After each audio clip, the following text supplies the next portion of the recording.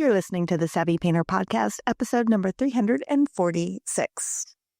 Hello. Welcome to another episode of the Savvy Painter Podcast. I am super excited to share this episode with you. I'm going to give you a peek inside of Growth Studio. We had an amazing conversation recently about the flow state. And so this episode is a free-flowing conversation among a number of members of Growth Studio. Every once in a while, we do this just to kind of connect and talk about whatever is on people's minds. So one of our members, Louisa, suggested the flow state as a topic because, as you'll hear, she had just heard someone talking about it and was wanting to have a conversation around it among other artists. And it was such a good conversation that I just thought you all should hear it. Being able to share ideas with other artists is such an important part of the growth process, because I know sometimes it feels like you're all alone in your studio, and so many artists don't have a space where they can share these kind of ideas and talk through and hear what other artists are thinking about their process and how they're creating. So I thought this was just something really important to share with you. And it's something that we do inside of Growth Studio. We just have this designated day where it's that free flow style of conversation. So this is an example of it. So let's dive in. So today is art chat, you all. One of the favorite days.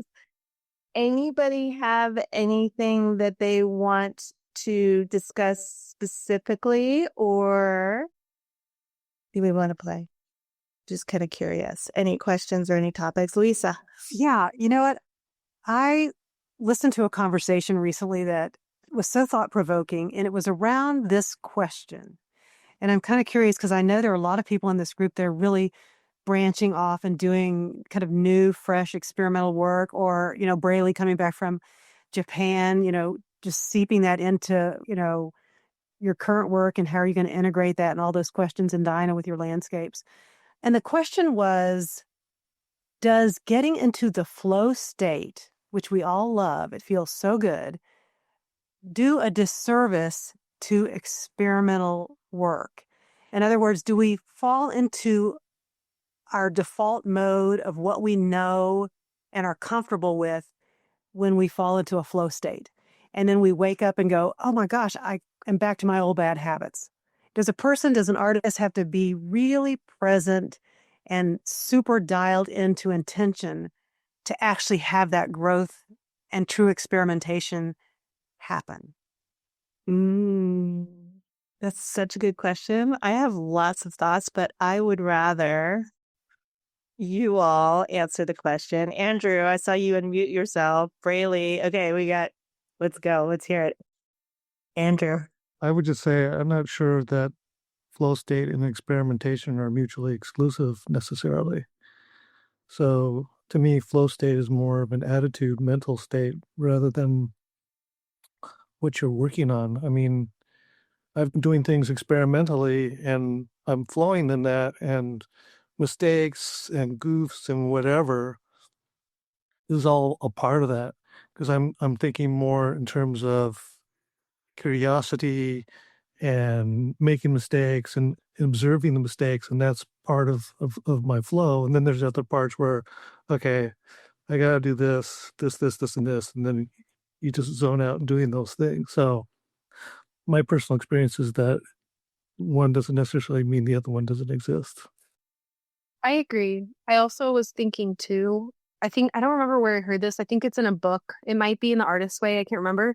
But it was that for like the perfect flow state, it's required that you also are doing something that's partly challenging, like a little bit. So, I mean, you can achieve that through experimentation when you're like doing something new, or through your own work that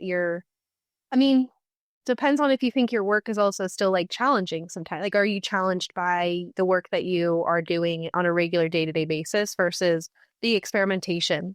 I think they're both kind of challenging, personally. That's just how I feel. Like, painting is kind of challenging though. But I agree with Andrew overall. Like a state of being. Beautiful.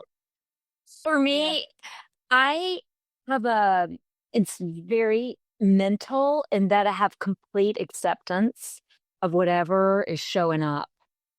And if, like, I don't hear the critical voice, or the critical voice doesn't participate, or maybe off in the distance it will say, I don't know about that.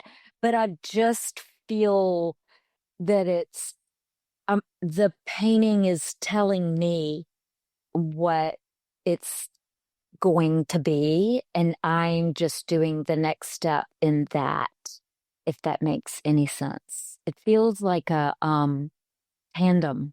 Feels like tandem, like it's a dance. It's really beautiful. I have another thing. I just realized that the flow state is like different for all of us, which is, I don't know, not anything I think I've ever considered. I thought it was like always like kind of a recipe, you mix it like the same way and it's like a cake, you have to mix these ingredients all the same way, but maybe it's more like, I don't know, instead of a cake, maybe it's like a stew. You can add like all these different ingredients instead of just, I don't know. It's just interesting to think about how it feels different for all of us. Yeah. I'd be interested to like hop into somebody's brain while it's happening for someone else. Oh my God, wouldn't that be fun? That'd be so cool. Yeah. I mean, it could be cake. It could be like chocolate cake and like all the millions of flavors of cake. That's true. You can make a flourless chocolate cake. I mean, I don't. Dinah, were you going to say something? Yeah, Louisa, I think I might be wrong, but I feel like you're more analytical like me. Just knowing your background a little bit. I don't know, correct me if I'm wrong, but with my analytical science brain, I really have to almost plan a time in my painting to play and have the flow state, because I tend to, think like a scientist. So I do think, okay, I'll knock this one part in, and I've thought about it carefully and I've planned. And then when I execute it, this is when my creativity, my play space comes, and I have to think of it that way for me. And I don't know, just because of well, I don't know. You're not really a scientist, but you're in the sports therapy business. Is that right? Sports psychology? I can't remember. Sport performance psychology. Yeah. So I don't know. Maybe you don't have the same kind of approach to things as I do, but. I do remember one chapter in my life where flow state happened, one version of it, a lot for me. And I used to have to set an alarm for 2:45 p.m. or I would forget. I would be so into my paintings, I wouldn't be aware enough to go pick up my children at school. And before all my children could drive, I literally set an alarm for years of 2:45, and then that would give me 5 minutes to sort of put some brushes in the freezer, not really clean everything, and then get in the car and go to the schools. And that flow state was really about having gotten into such a groove with those kind of paintings that I just got lost for hours and missed carpool enough that I started setting an alarm.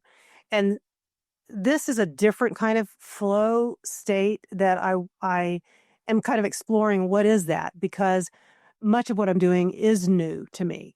And so the question that I was listening to that resonated with me was, when you are exploring something really new, it was really about new and trying something you haven't tried before, to stay in the space of really genuinely experimenting.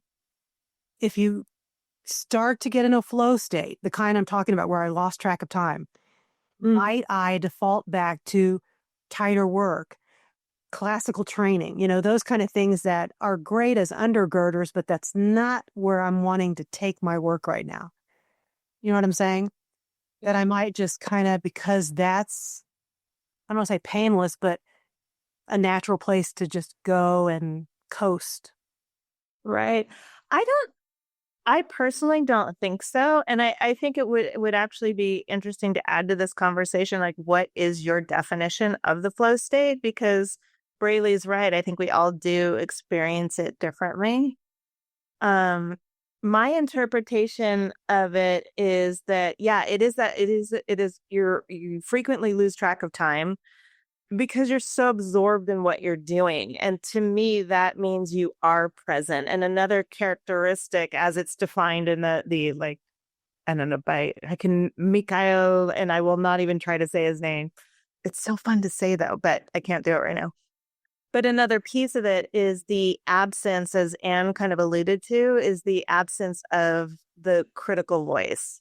Like it's almost like you're a little kid again, and you are just so amazed in what you're doing. And I think that it's not, to me, the way I understand it and the way that I've experienced it is it's not only related to art.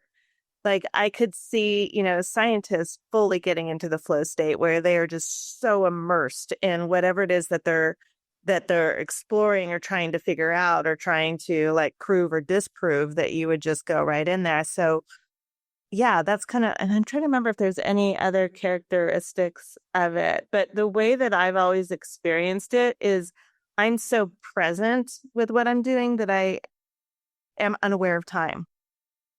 And it makes me really realize how time is it's just something that we made up, that we all agreed on and sort of made up so that, the trains would run on time or whatever that. I think that's why they said we invented watches or clocks, right? So that we would all agree on when the train would arrive, something along those lines. Can't remember it. Anyway, those are my 2 cents. Andrew. Yeah. Well, I was going to kind of sort of reiterate what Braley was talking about, how each one of us experiences flow state differently. But I think it's even more complicated than that, because I don't think we necessarily experience our own personal flow state individually the same every single time and necessarily the same way every time.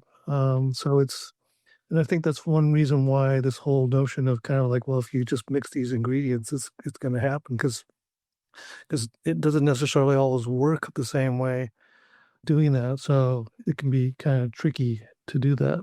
So, Anne, I have a question for you, because you talked about several times that you love like lots of little creative details and things. And I was just curious also about the relationship between flow state and a meditative state while we're doing our work, when there are parts of our paintings that are, I don't know, sort of meditative in the method that we're using, that's repetitive or that's highly detailed, but not in a, I can't explain it other than there are pieces of art that I view sometimes at museums or galleries or online. And I'm thinking, boy, producing that would have been so meditative to just do that kind of mark making. And I wonder if anybody feels that too, that they almost get in a meditative state that's so peaceful and so elevated. I definitely do. Yeah. Go. No, you. No, yeah, absolutely. That I'm calling that flow too, because there's no, when I am doing the fine detail and the really, really tiny brush strokes, there's no need to load my brush. Like the way the paint sits in the brush is so constant. It's kind of fascinating, this technique. But yeah, it feels like what I would call flow as well, but in a different way from that experimental. Yes, meditative. Both feel somewhat meditative, except when I'm being experimental, I feel delight because everything that's coming up is new for me. It's like, oh, look at that. Look at that. Oh, that's so cool. Look at that. But when I'm doing the fine brushwork, it's not, it's definitely more of a zone out. As long as I'm aware of the space that I'm filling, but I don't have to be aware of anything else. So that's just my particular technique, Louisa. I can totally relate to, likewise, meditative state. Yeah. Sometimes it's like my hand is working separate from my brain and I'm just watching the image come to shape. Those are my favorite times. Dinah, what were you going to say? I have a thought or maybe a question. It seems to me that flow state or that playtime, as I prefer to think of it, is underpinned by all the skills and hard work and things we've learned. So it's not really a separate entity that just exists on its own. It's built on all of our skills and knowledge and experience as an artist and how we handle the brushes and then we allow ourselves to just go for it, right? To just not overthink it. But I feel like they're tightly interwoven and one supports the other. That's, I'm not sure. I just thought that might be the case. I love that. I think, yeah. And I mean, everybody's going to experience it differently. It's like emotions, I think, are different for everybody. And there's certain characteristics that allow us to kind of make sense of it all. But, something that I have been thinking a lot about lately, because it took me a while to like understand this concept, but if somebody said something like, well, we are always wrong, right? This is this person's lens that they're looking through. And I was like, that's so interesting. And when I asked him about it, like his concept was, and it sent me down my own kind of mental rabbit hole, but that we are applying language to abstract ideas and thoughts. And so it's never gonna be totally 100. You're never gonna be right. You know what I mean? Like because it's almost like, and this is something that I'm still like wrapping my head around. So the way that I'm currently thinking about it, and again, I'm wrong, but but the way that I'm currently thinking about it, it's like we're using these giant brushes to try to convey these like tiny little details. And so it's always, we're just doing our best with words, which when you think about it are kind of abstract in a way.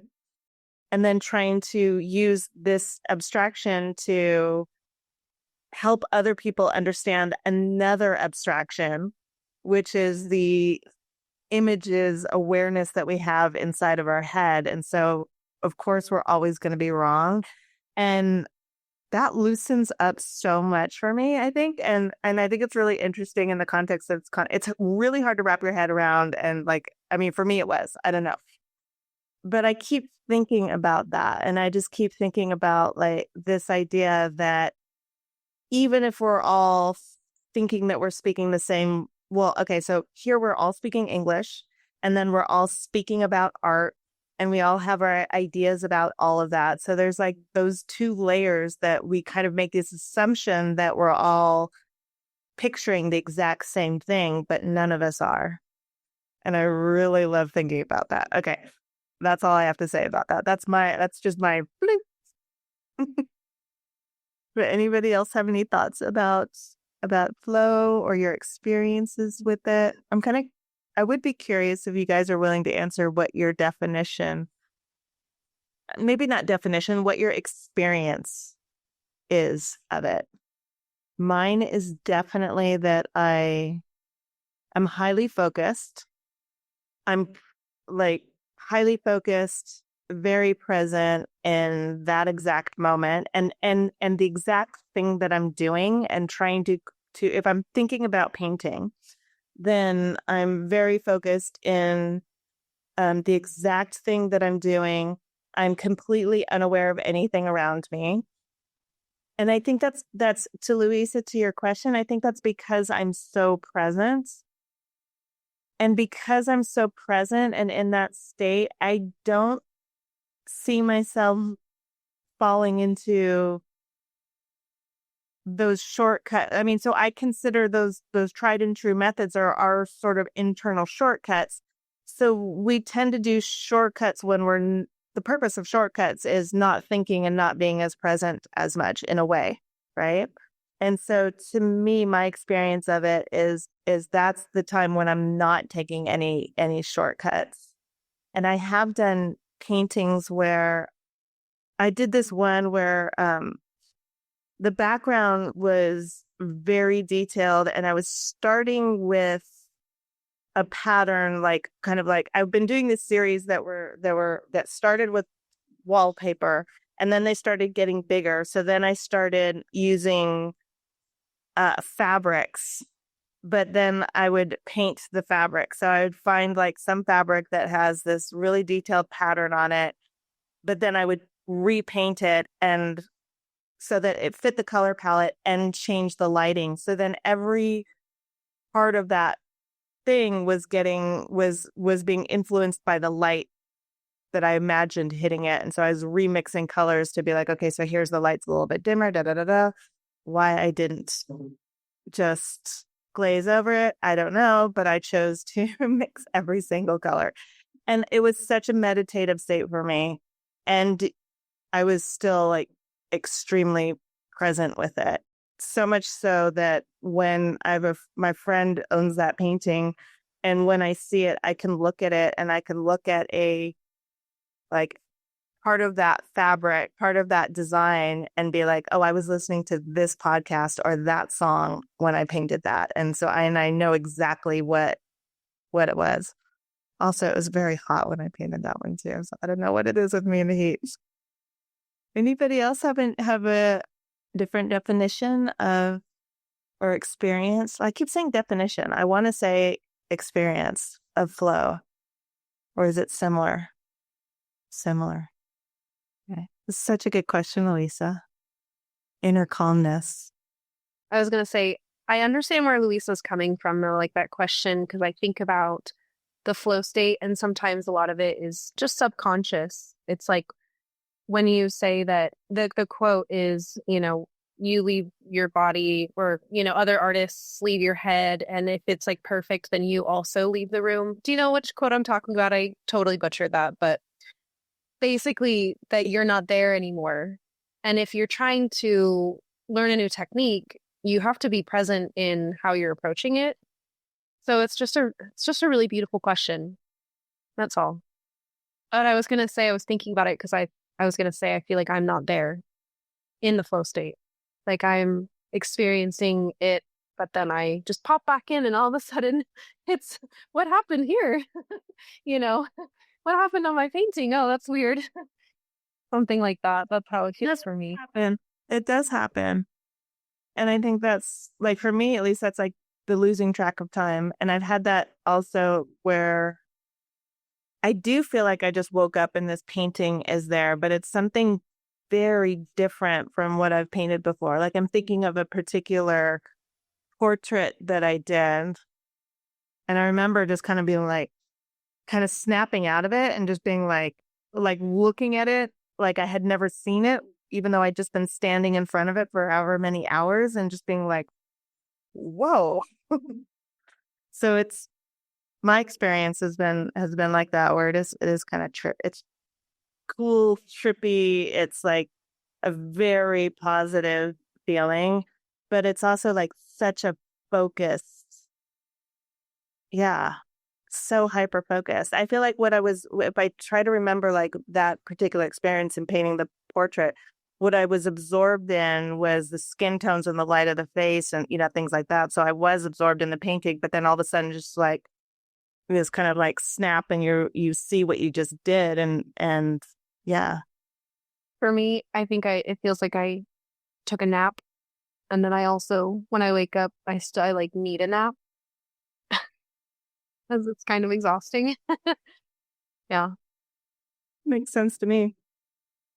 Louisa, were you going to say something a few minutes ago? Oh, you just asked what our experience was. And, I related to almost every single thing you said, if not all of it. And there's one other piece, though, that I do associate with what my experience with flow is. And that is that I don't want it to end. When I have to be pulled away from it, I'm like, oh, God, that was just it's like going to a great party that you don't want to end, or, in a wonderful conversation with someone and you have to go, but you just could do that for hours.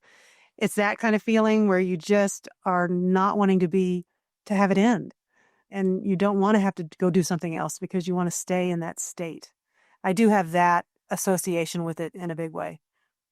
You know what is funny or not funny about that? But you know what, like, to me, you just described love. Yeah. That's certainly sums it up. It feels like a part of love.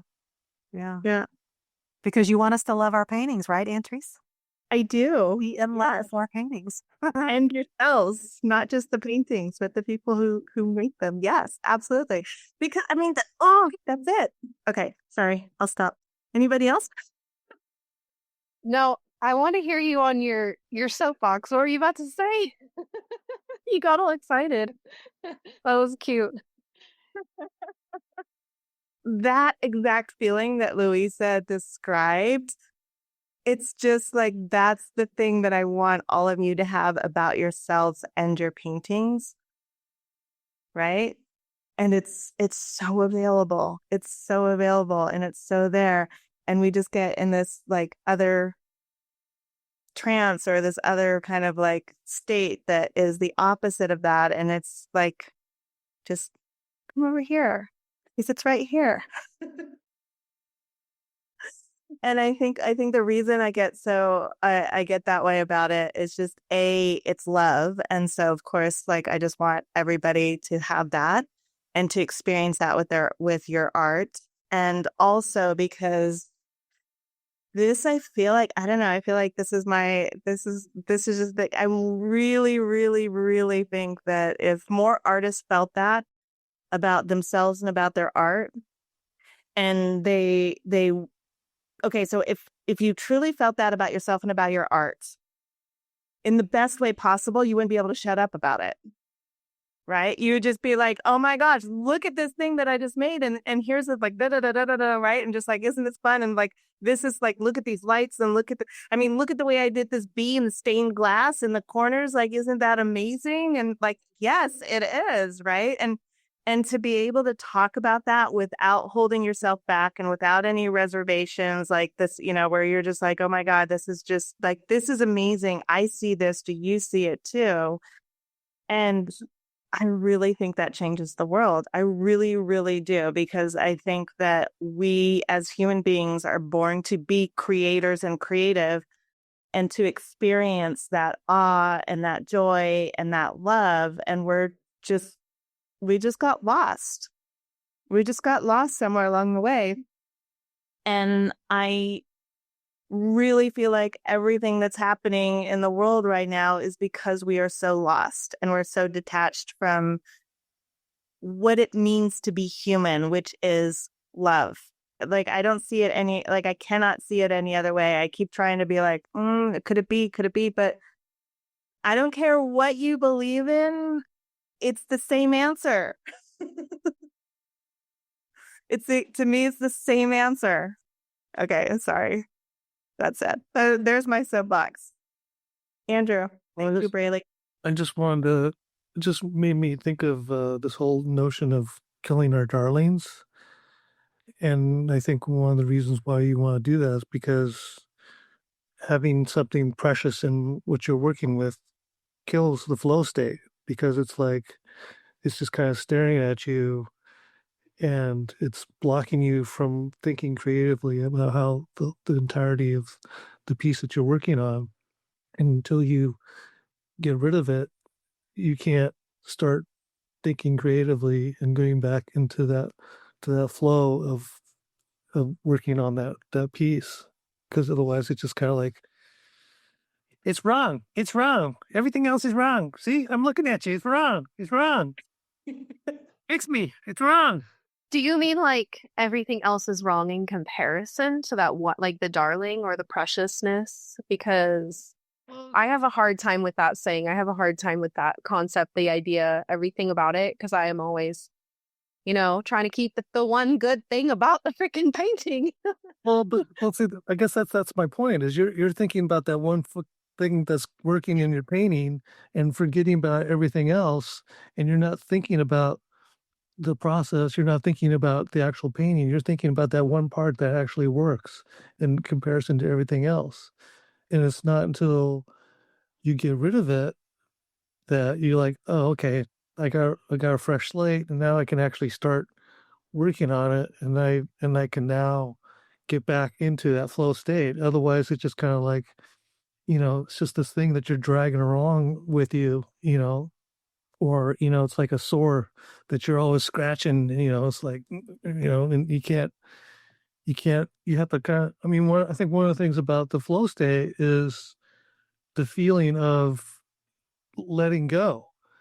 And the feeling of you're free to create, and you're it's just flowing out of you, and you're doing it. It's going, and it's not, if you're like doing, you're always looking over here. You're distracted. You're not fully engaged with what you're doing. I have so many questions.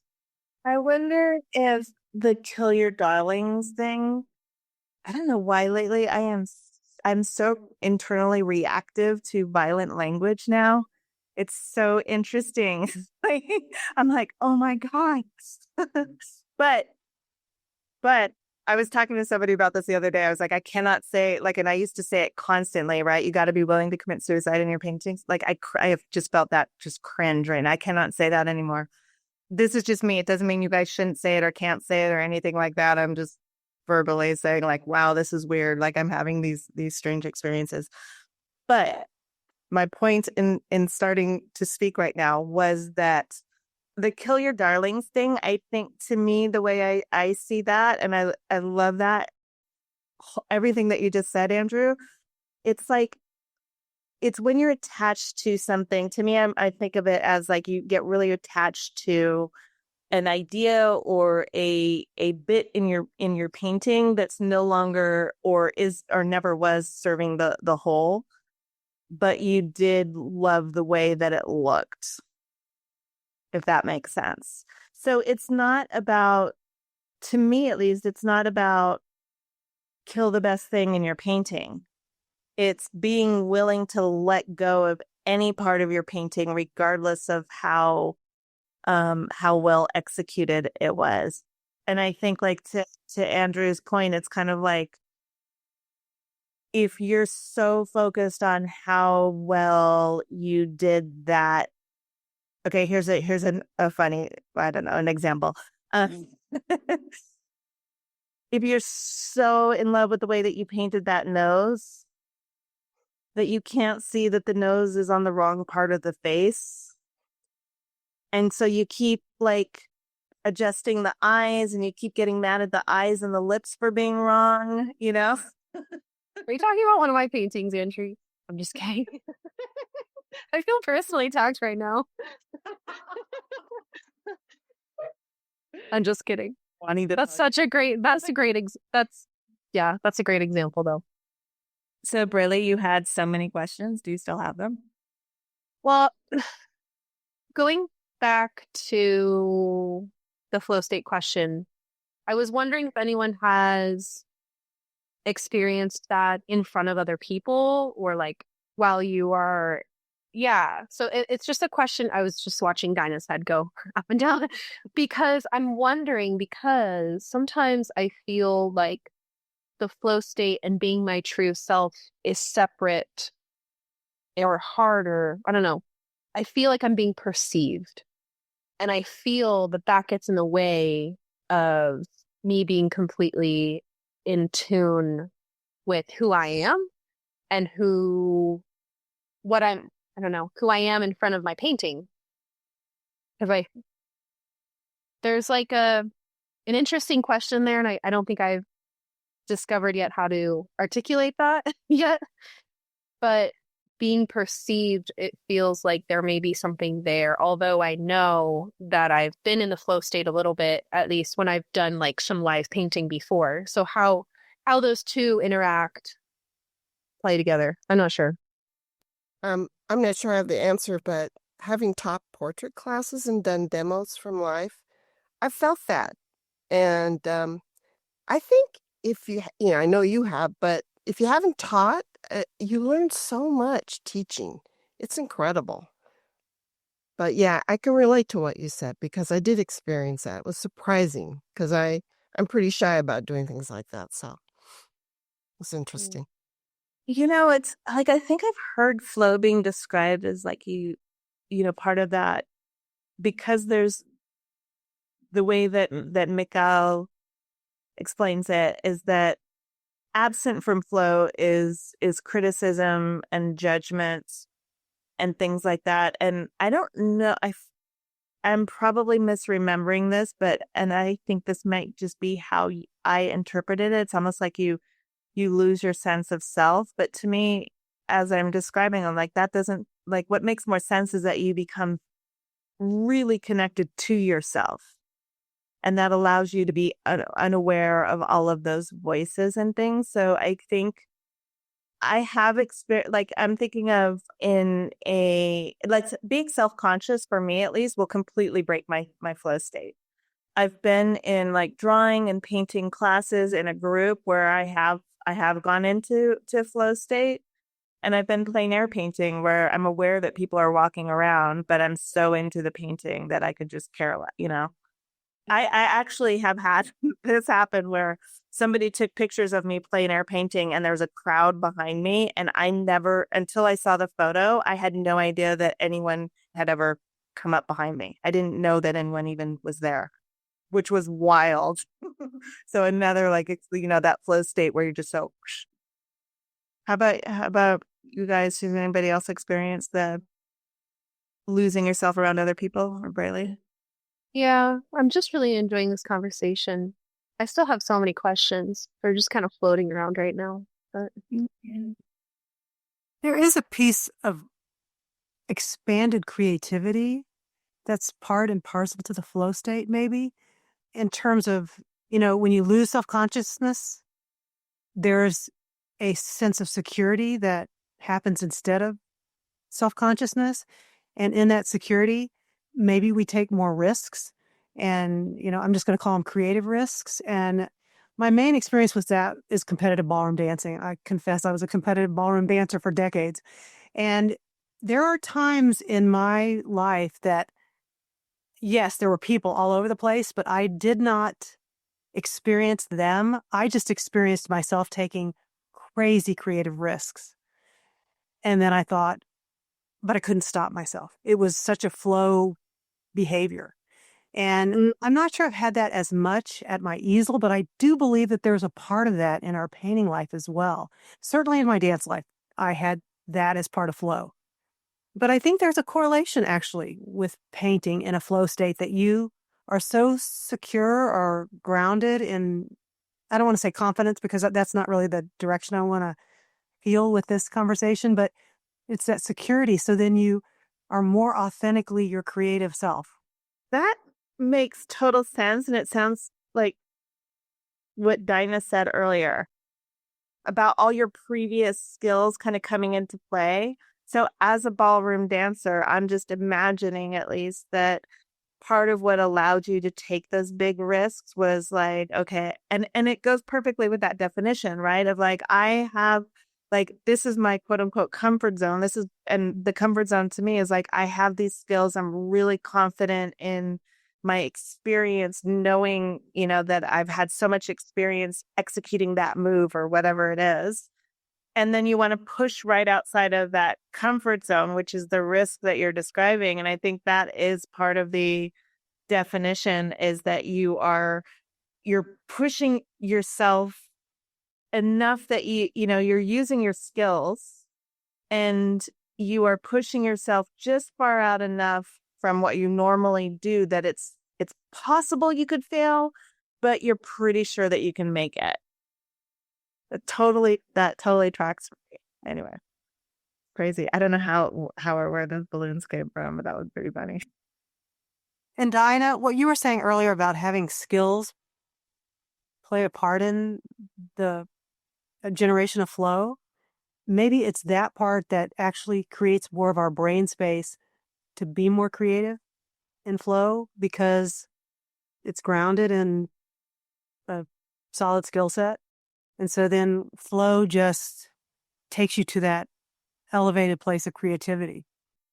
Maybe, but also it makes me think of when I first started painting, I wasn't aware of all the rules and you can't do this and you can't do that.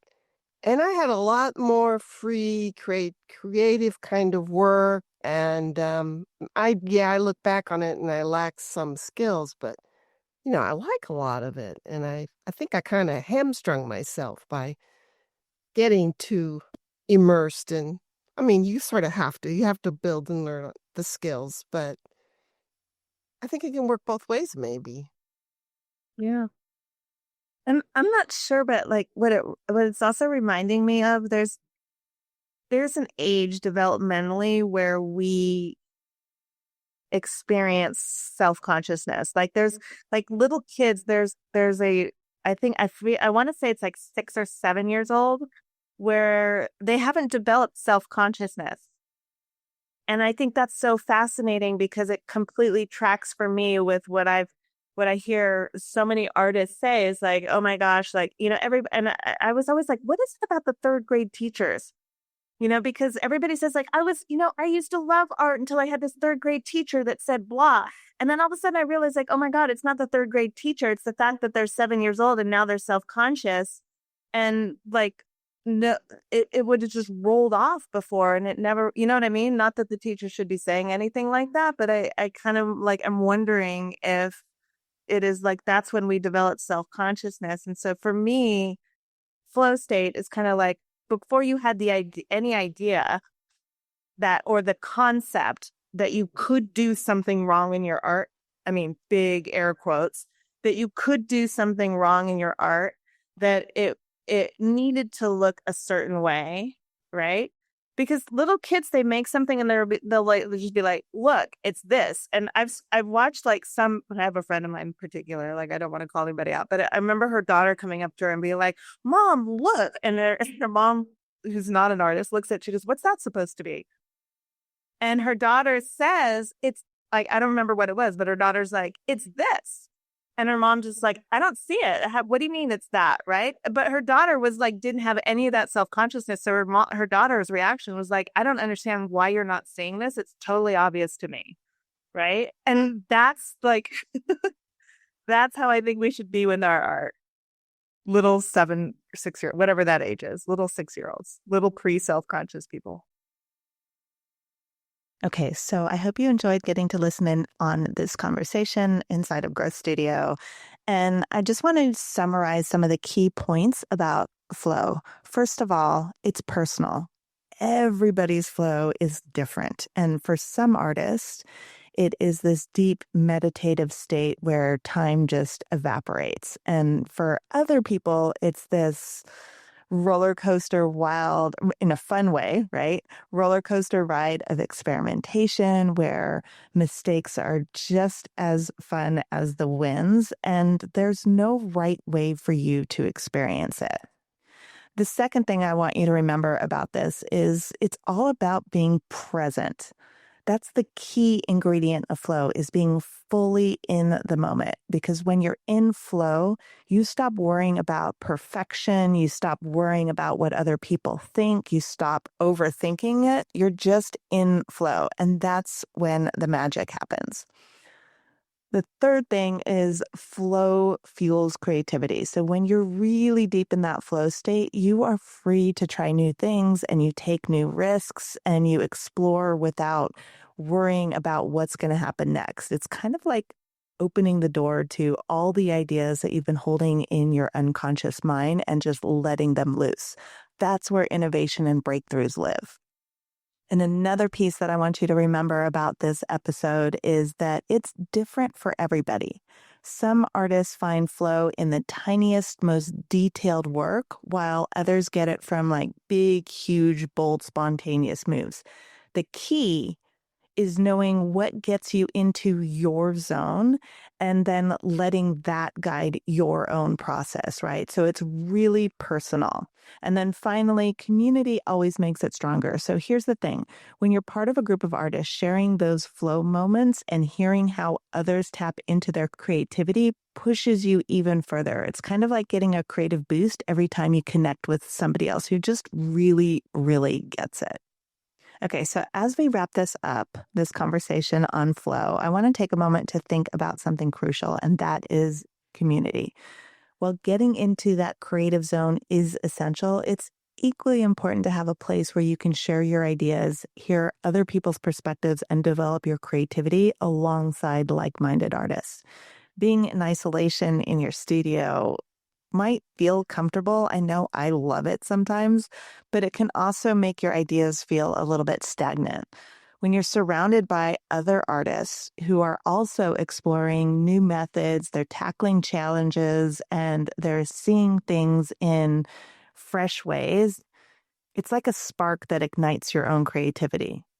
You get feedback, different viewpoints, and all these different stories that you hear from other artists. And that pushes you to look at your work differently. And it encourages you to try things that maybe you would not have thought on your own, or maybe you were thinking about, but you just needed that little extra bit of, yeah, other people do this too.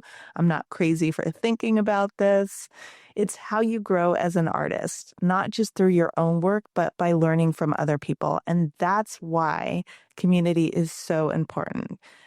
If you're thinking about Growth Studio isn't just a place to create. It's a space where artists can connect and brainstorm and be inspired by each other. The conversations and critiques really help you see your work in a new light, and having that supportive environment to share your ideas can turn a good idea into something great. It's another conversation that we recently had. So if you are ready to move beyond the isolation of your studio and get that kind of support, Growth Studio is where you need to be. It's not just about getting coached or getting feedback or learning new techniques. It's about joining a group of artists who are ready to push each other into new creative heights. So if you're ready to be part of something bigger where your ideas are heard and your growth is a shared journey, I want to invite you to join us. And if you have any questions about it, feel free to email me at podcast@savvypainter.com. Okay, that's what I have for you this week. Have an amazing week, and I will talk to you soon. If you want to take what you are learning here on the Savvy Painter podcast even further, join us in Growth Studio. Growth Studio is a unique community of artists. We meet multiple times a week for live coaching, critiques, and demos. Just go to savvypainter.com/join.